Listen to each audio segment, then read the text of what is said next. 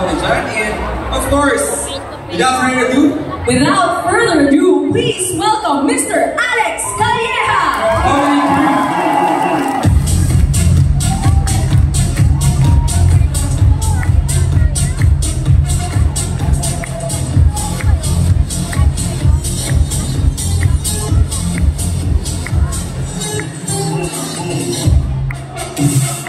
Alright, once again, please all welcome the comedy crew. Thank you po. Okay, hindi po kasi actually mga kaibigan. Hello. Ito po yung unang show ng gabing to. Magandang gabi po, kami po ang The Comedy Crew, ladies and gentlemen. Grupo po kami ng mga comedians na mag-perform sa iba't ibang bansa at iba't ibang lugar sa Pilipinas. And we are very fortunate to be invited here sa event ng South Star Club Enlightenment. Palakpakan naman dyan, mga kaibigan. Gusto kong malaman daw tayo magsimula. Sino po ba dito nakapanood na ng stand-up comedy? Palakpakan naman nakapanood na ng stand-up comedy na live? Okay. So para mag-enjoy po tayong lahat, tatlong house rule lang po ang nasabihin ko, tapos susundin lang natin ang sasaya tayo. Okay lang ba yun?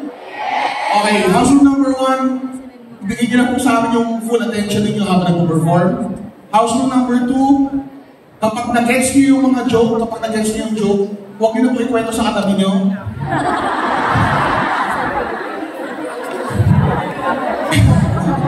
And house rule number 3, mga kaibigan, kapag natatawa tayo, ano gagawin natin? Ay, grabe yung energy nyo, guys.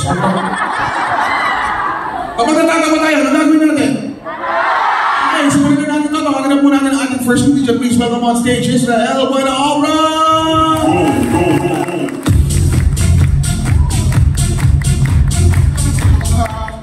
Ako rin po yun.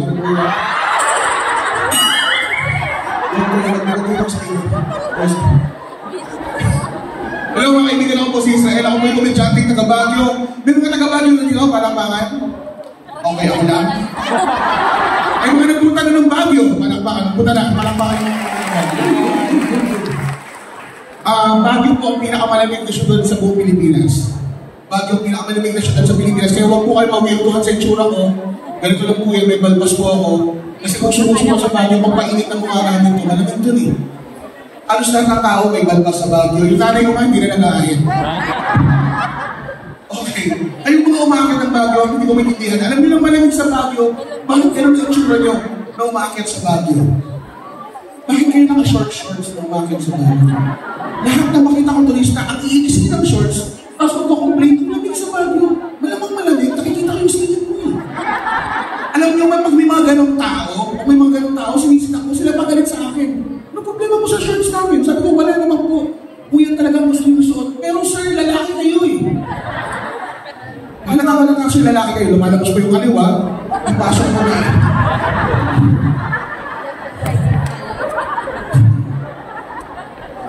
May marami ko babae dito ngayon, habang women's month. May mga nanay ba dito? Parang mahal ng mga nanay?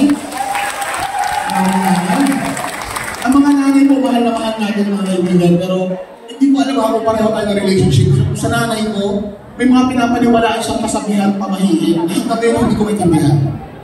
Bibigyan ko kayo sample.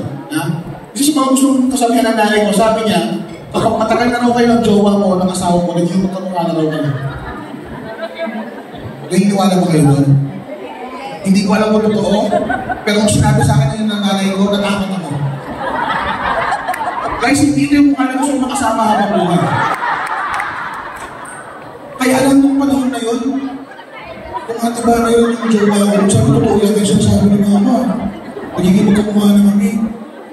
Pero hindi kami naghiwalay dahil tumataba siya. Hindi naman ang mababaw na tao. Naghiwalay na lang kami nung tumubo na yung balbas niya. Hindi ko na kaya yun, hindi ko na kaya. Isang pa ang kasabihan na gusto-gusto na nanay ko, sabi niya, kapag nakabasag ka daw ng baso, malas daw yun, magbasag ka pa ng isang pagbaso, pagtanggal malas. Narinig na ba yun? No, diba? Hindi ko alam kung totoo, pero pinapaniwala ng nanay ko, kumakain kami, natabi niya yung baso niya, basag. Kinuha niya yung baso ko sa harap ako, pinasag niya, sabi ko ba, gangster si mama. Babasag ng baso. Sabi niya, anak, pasensya na, pagtanggal malas lang. Doon ako na-trigger. Talaga ba nga, pagtanggal malas ba yan? May apply mo ba yung ganyan na logic sa tunay ng buhay? Kailan pa na itama na isang mali, isang magkakamali, di ba? Di ba? Magagawa mo ba yung logic na yan sa ibang bagay sa buhay? Di ba, nagdadrive ka na abangga ka ng bata, ay, isa ba? Di ba, parang... Kasi po, ibang pagkamalas na ako. Yung pwede gawin yun eh. Anyway, sa Baguio po ako lumaki. Hindi ko tumigil. Ako po yung tinatawag nilang matabasing swerve. Hindi mga kauri ba ako dito, matabasing swerve? Okay ako na ako. Okay? Nakikita ko yung ang dami siya kumarin sa audience, guys. I-explain ko lang nga, matabasing swerve, mataba nung pinagalang hanggang ngayon, mataba pa rin. Magkakaiba po tayo ng pananaw sa mundo. Bibigyan ko ng example kung paano tayo nagkakaiba. Okay? Kayo mga normal na tao, pag tumataba na kayo, sobrang conscious nyo sa harap ng salamin, di ba? Oh my God, hindi na kasya yung t-shirt ko. Ganun kayo eh. Kami matabasing swerve, pag tumataba na kami, ganito lang. Oh my God, ano kaya ulam mamaya? Yun lang. Gutom lang kami. May isang bagay kami na ayaw maiwan sa loob ng bahay. Alam niyo kung ano? Susi ng bahay. Kasi hindi kami kasya sa bintana. At kahit may tao sa loob, pag kumatok kami sa pinto, pakita niya ha. Hindi na, di ba? Nakamay na yan. Kasi patent yung kamay namin. Nakita na kayo ng dalawang mataba ng sutukan. Ang tawag doon, pillow fight. Kung saan kami nag-judge kami matataba. Alam niyo, pupunta ako ng spa. Ang sinasabi sa akin, Sir, couples massage. Sabi ko, mag-isa lang naman ako. Ay, sir, sorry po. Hindi po kayo yung couple, yung magmamasahin po sa inyo ang couple. Hindi. Sakit yung mga tao nyo. Hindi po kaya ng isang tao yung katawan na yun. Nandito kayo sa resort ngayon, alam niyo, pag-upunta ako ng mga resort, ayaw ko nang tatanggal ng t-shirt. Nakakahiya. Pero nung pupunta ako ng Boracay nung nakaraan, sabi ko, wala na. Wala naman siguro maninita sa akin, tanggal ko ng t-shirt. Nakatulog ako sa buhangin. Masarap. Ma'am, wala pa yung joke na.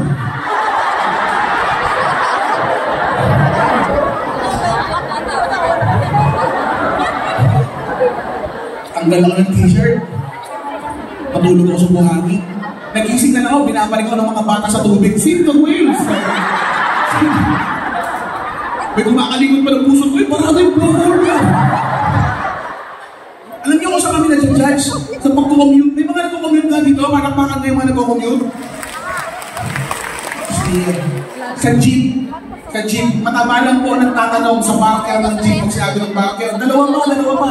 Kami lang po nagtatanong sa parker, paano yung dalawa ba magkatabi o magkahiwalay? Kasi kailangan na yung maupo. Ang pinakayaw ko sa lahat, tricycle.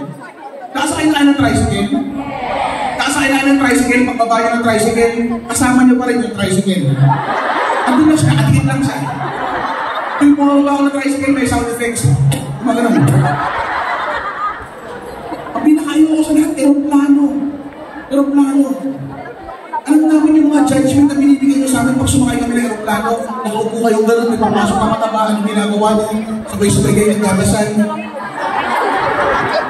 Lord, ito makakatabi ko sana huwag siya. Mukha siyang pawisan. Ayoko ng ganong judgment, kaya ang ginagawa ko guys sa airport, inaagahan ko. Namimili ako ng sariling upuan. Alam mo yung pinipili ko, yung pinakalikod? Alam mo yung pinakalikod na yun? Yung poor man's business class ang tawag nila. Walang pumipili doon, kaya pwede mag-isa ka na doon sa katuluhan na yun eh. Maluwag. Ang problema, yun din ang iniisip ng mga kapwa ko mataba. Yun din ang iniisip nila. Nung huling flight namin, pagpuntang Dubai, naupo ako sa gitna ng dalawang matabang Arabo. Totoo ito. Nasa gitna ako ng dalawang. Alam mo yung tsura na tatlong mataba magkakatabi sa aeroplano na yun? Ay, isang taba na lang kami. Isang taba na may anit na matatatlong ilong tatlong bibig. Naghahalo-halo na yung amoy namin. Yung braso mo, hindi ko alam kung sa kanya o sa'yo. May iihi ka rin sa bintana. Magkakama sa braso, hindi mo alam kung puwet o tiyan. Basta pasa. Totoo yun, nasa gitna ako ng dalawang matabang Arabo. Ano yung itsura namin? Habibi, hababoy.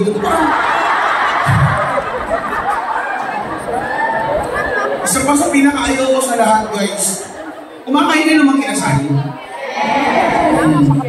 Alam mo, mataba ka na. Pag yun ang tatakal ng libre kanin sa mag-inasal, hindi umaalis sa mesa mo. Andun lang siya. Kaya yan sa akin last week eh. Patilan siya sa akin, hi sir. Rice ka pa sir. Tapos takal siya ng ano nakakaya yung ginagawa mo, nakatayo ng mga tao, pwede doon ka. Huwag na sir, sayang lang yung lakad ko eh. Nakakal siya nung nakakal ng kanin. Nakaka-offend. Kasi halo-halo yung in-order ko eh.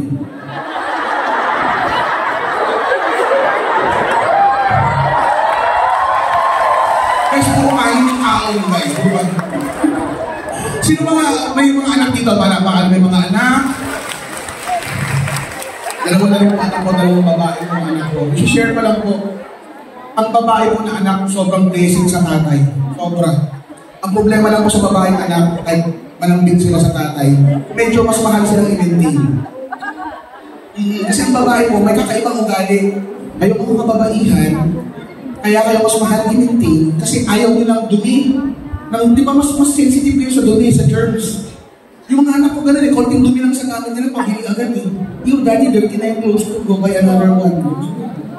Dirty na yung toy ko, go buy another one. Diba? Ganun sila ka-arte. Alam mo, hindi maarte. Kami yung mga lalaki. Diba, boys? May dalawang sigaw. Hindi kami maarte sa community, sa boys na lang po applicable. Ano yung rule na pag may nalaglag ng pagkain? Ay, wala pong 5 minutes yan. Sa amin, di ba 5 minutes yan?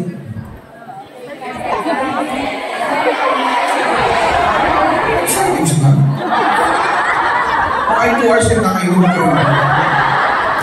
Di ba mga pinang lalaki naglalakad kami, may pagkain siyang hawak, nalaglag niya, pinulot niya agad, hinipan lang niya, sabi dito, wala pong 5 minutes, kinain niya. Sabi ko, tipid ng batang ito. Tikoy yun, ha? Naglalakad kami sa beach. Puro buhangin yung bibig ng bata. Guys, maraming salamat. Ako lang po unin mga komedyante. Ay, papakilala ko na po ang may Netflix special na 9 days #1 sa Netflix. 1 month, more than 1 month na top 10 ng Netflix. Ang special niya, tamang panahon mo lang, bago natin, Alex